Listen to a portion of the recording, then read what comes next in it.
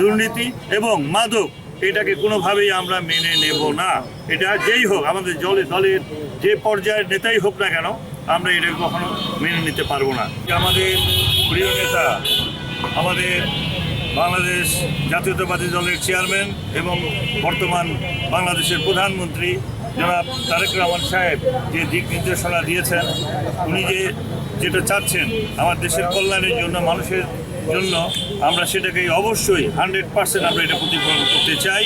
এবং আমার এলাকা বিরল বোচাগঞ্জ দিনাজপুর 2 আসনে আমি কোনোভাবেই ওনার যে চাওয়া পাওয়া এটাকে পূর্ণ করার জন্য আমি সব রকম প্রচেষ্টা চালাবো। এই ক্ষেত্রে আমি আপনাদের মিডিয়ার সহযোগিতা আগেও যেমন পেয়েছি, আগামীতেও যেন পাই, সেই চেষ্টা আপনারা করবেন এবং আপনাদের কাছে আমার এই দোয়া চাই, আশীর্বাদ চাই, আপনারা আমার পাশে থাকবেন।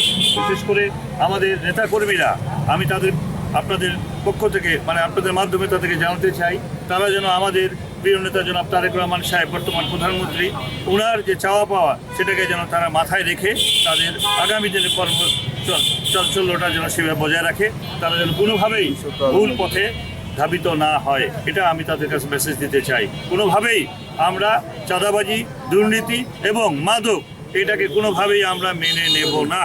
এটা যেই হোক, আমাদের দলের যে পর্যায়ের নেতাই হোক না কেন, আমরা এটাকে কখনো মেনে নিতে পারবো না। তাই আপনাদের মাধ্যমে তাদেরকে আমরা জানাতে চাই, তারা যেন ভুল পথ থেকে যদি কেউ থেকে থাকে, তারা যেন সেই ক্ষেত্রে সরে যায়। নায়াসিনামাইড ও স্যালিসাইলিক সমৃদ্ধ লিলি ফেস ওয়াশ, যা ফেসের ডেড স্কিন সেল দূর করে দেয় দ্বিগুণ ফাস্টার ব্রাইটেনিং।